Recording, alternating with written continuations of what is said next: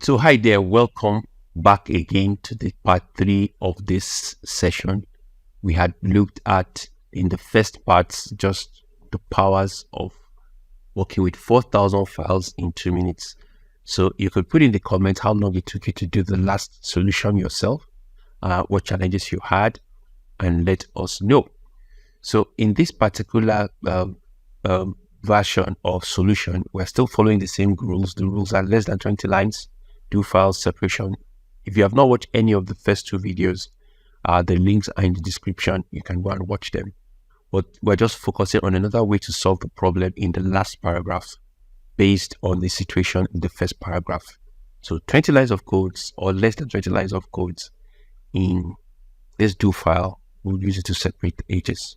So without wasting much time, I'll just go on straight to the Stata interface.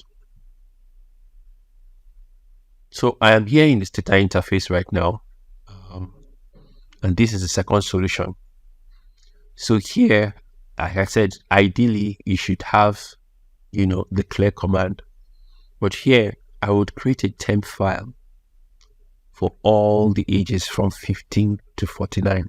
This is a bit longer, but this is just below 20 lines, so you can count it when you have your time. So I would create a temp file for each of the ages for 15-year-old up to 49, and I use a loop. So what this does is it creates, this thing from 15, 16 to 17, and keeps on creating all of that. Instead of writing temp file data 15, temp file data, 15, 16, 17, 18, 19, 49, this is the same way of writing everything at once.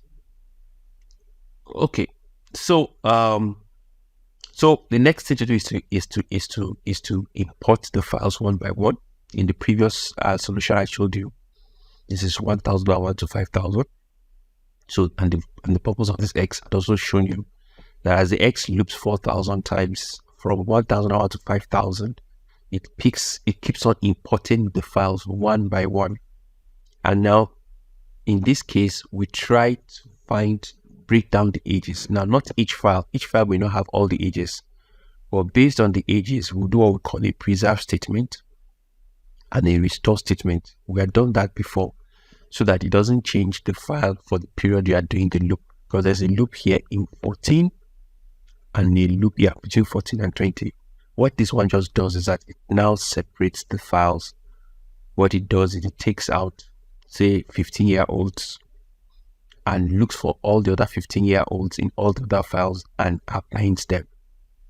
So it takes it age by age, quite different from the other one where we brought all of them together. But here it was already filtering the ages from the very first file. So if it opens a file, it separates all the 15s, all the 16s, all the 49s. Sometimes they may not be 40, separates them and keeps them here.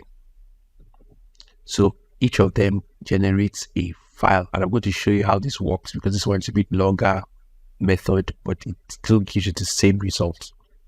Now, when it is done with filtering files, what you now have is this loop again. This is the one that allows you to open each of the data files and export to Excel.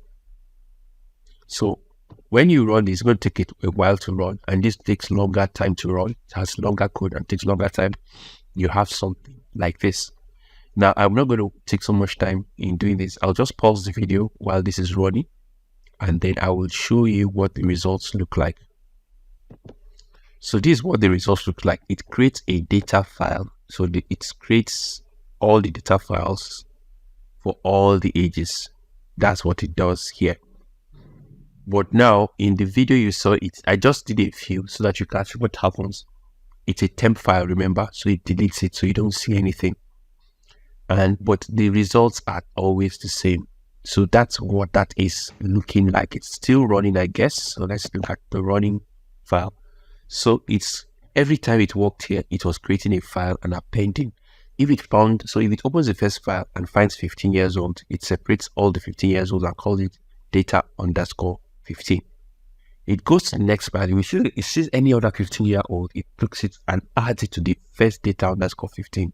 Keeps appending until the data is sorted out. So that's it, and then it now exports, and that's the file you saw here, which is the HSOT file. Let me just tap it and open it quickly. So this is the HSOT file again. So it works in the same way. So this was a data set for 44. It exported 44. Data set for 55. Exported 55.